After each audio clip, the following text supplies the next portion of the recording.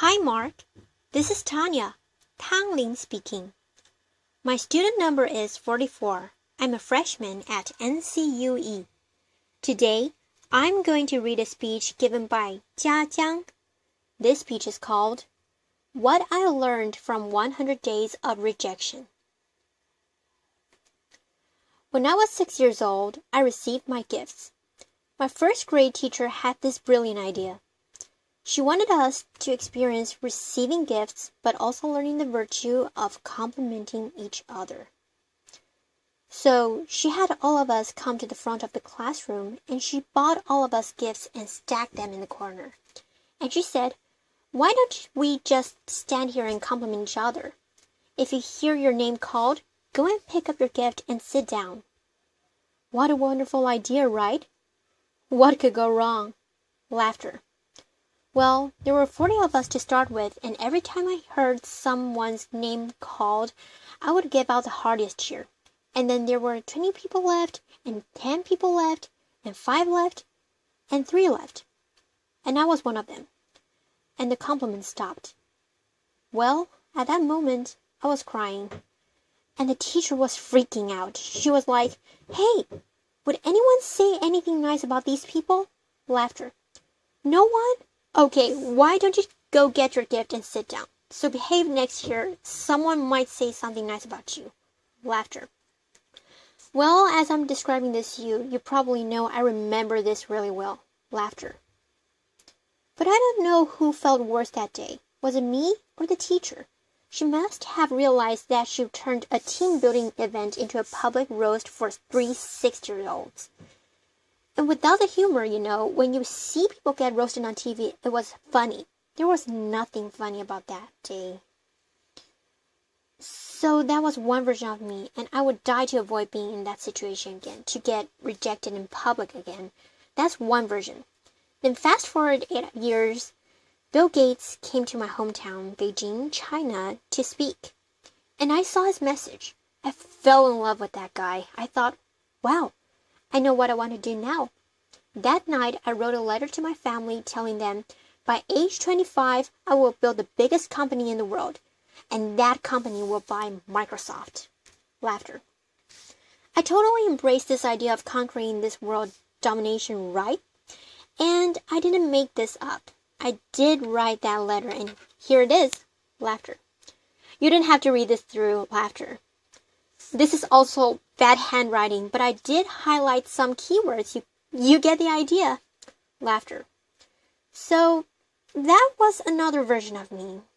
One who will conquer the world. Well, then 2 years later, I was presented with the opportunity to come to the United States. I jumped on it because that was where Bill Gates lived, right? Laughter. I thought that was the start of my entrepreneur journey. Then fast forward another 14 years, I was 30. Nope, I didn't build that company. I didn't even start. I was actually a marketing manager for a Fortune 500 company, and I felt I was stuck. I was stagnant. Why is that? Where is that 14-year-old who wrote that letter? It's not because he didn't try. It's because every time I had a new idea, every time I wanted to try something new, even at work, I wanted to make a proposal. I wanted to speak up in front of people in a group. I felt there was this constant battle between the 14-year-old and the 6-year-old. One wanted to conquer the world, making a difference. Another was afraid of rejection. And every time, that 6-year-old won. And this fear even persisted after I started my own company. I started my own company when I was 30. If you want to be Bill Gates, you've got to start sooner or later, right? When I was an entrepreneur, I was presented with an investment opportunity. And then I was turned down. And that rejection hurt me. It hurt me so bad that I wanted to quit right here. But then I thought, hey, would Bill Gates quit after a simple investment rejection? Would any successful entrepreneur quit like that? No way. And this is where it clicked for me. Okay, I can build a better company. I can build a better team or better product. But one thing for sure, I've got to be a better leader. I've got to be a better person. I cannot let that 6-year-old keep dictating my life anymore. I have to put him back in his place. So this is where I went online and looked for help. Google was my friend. Laughter. I searched, how do I overcome the fear of rejection? I came up with a bunch of psychology articles about where the fear and pain are coming from. Then I came up with a bunch of rah-rah inspirational articles about don't take it personally. Just overcome it. Who doesn't know that? Laughter. But why was I still so scared? Then I found this website by luck. It's called rejectiontherapy.com. Laughter. Rejection therapy was this game invented by this Canadian entrepreneur. His name is Jason Comley, and basically the idea is for 30 days, you go out and look for rejection. And every day, get rejected at something. And then, by the end, you desensitize yourself from the pain. And I love that idea. Laughter. I said, you know what? I'm going to do this. And I'll feel myself getting rejected 100 days. And I came up with my own rejection ideas, and I made a video blog out of it. And so here's what I did.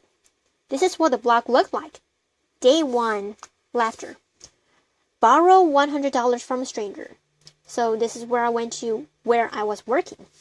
I came downstairs, and I saw this big guy sitting behind a desk. He looked like a security guard. So I just approached him, and I was just walking, and that was the longest walk of my life. Hair on the back of my neck standing up. I was sweating and my heart was pounding. And I got there and said, hey, sir, can I borrow $100 from you? Laughter. And he looked up. He's like, no. Why? And I just said, no, I'm sorry. Then I turned around and I just ran. Laughter. I felt so embarrassed, but because I filmed myself, so that night I was watching myself getting rejected. I just saw how scared I was. I looked like this kid in The Sixth Sense. I saw dead people. Laughter. But then I saw this guy. You know, he wasn't that menacing. He was a chubby, lovable guy, and he even asked me why. In fact, he invited me to explain myself. And I could have said many things. I could have explained. I could have negotiated. I didn't do any of that. All I did was run. I felt, wow, this is like a microcosm of my life. Every time I felt the slightest rejection, I would just run as fast as I could. And you know what? The next day, no matter what happens, I'm not going to run. I'll stay engaged. Day 2. Request a burger refill. Laughter. It's when I went to a burger joint, I finished lunch and I went to the cashier and said, hi, can I get a burger refill? Laughter. He was all confused, like, what's a burger refill? Laughter. I said, well, it's just like a drink refill, but with a burger. And he said, sorry, we don't do burger refill, man. Laughter. So this is where rejection happened, and I could have run. But I stayed. I said, well, I love your burgers. I love your joint, and if you guys do a burger refill, I will love you guys more. Laughter.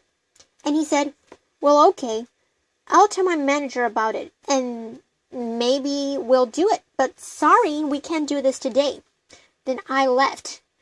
And by the way, I don't think they've ever done burger refill. Laughter. I think they're still there, but the life and death feeling I was feeling the first time was no longer there, just because I stayed engaged, because I didn't run. I said, wow, great, I'm already learning things. Great. And then day 3, getting Olympic donuts. This is where my life was turned upside down. I went to a Krispy Kreme. It's a donut shop in mainly the southeastern part of the United States. I'm sure they have some here too. And I went in and I said, can you make me donuts that look like Olympic symbols? Basically, you interlink 5 donuts together. I mean, there's no way they could say yes, right? The donut maker took me so seriously. Laughter.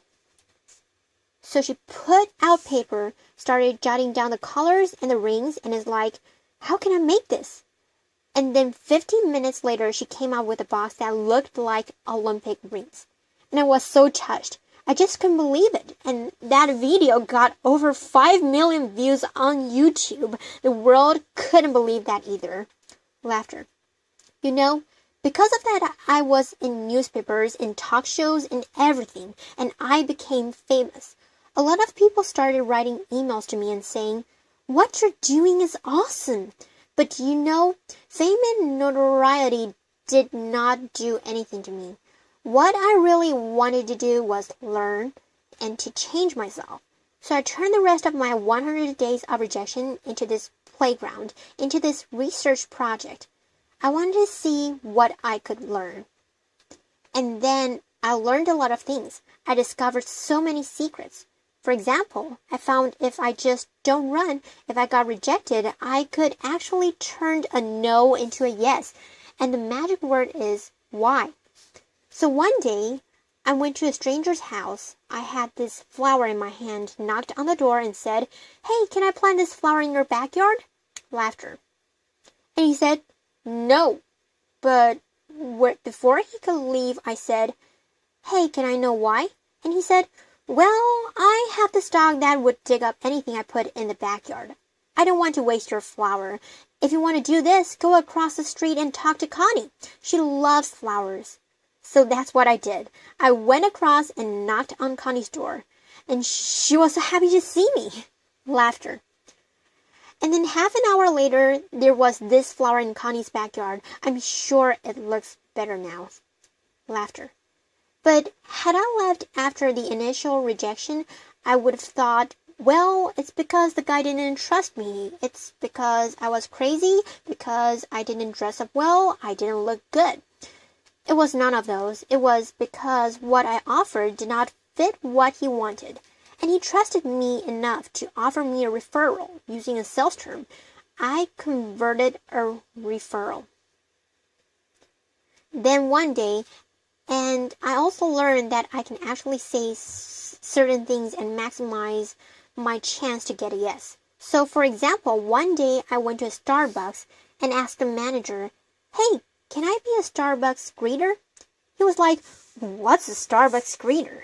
I said, "Do you know those Walmart greeters? You know, those people who say hi to you before you walk in the store and make sure you don't steal stuff, basically? I want to give a Walmart experience to Starbucks customers." Laughter. Well, I'm not sure that's a good thing. Actually, I'm pretty sure it's a bad thing. And he was like, "Oh, yeah, this is how he looked. His name is Eric." And he was like, "I'm not sure." This is how he was hearing me. Not sure. Then I asked him, "Is that weird?" He's like, "Yeah, it's really weird, man." But as soon as he said that, his whole demeanor changed. It's as if he's putting all the doubt on the floor. And he said, "Yeah, you can do this. Just don't get too weird." Laughter. So for the next hour, I was a Starbucks greeter. I said hi to every customer that walked in and gave them holiday cheers.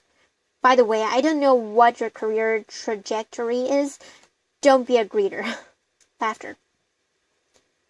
It was really boring. But then I found I could do this because I mentioned, "Is that weird?" I mentioned the doubt that he was having. And because I mentioned, "Is that weird?" that means I wasn't weird. That means I was actually thinking just like him, seeing this as a weird thing. And again, I learned that if I mentioned some doubt people might have before I asked the question, I gained their trust. People were more likely to say yes to me. And then I learned I could fulfill my life dream by asking.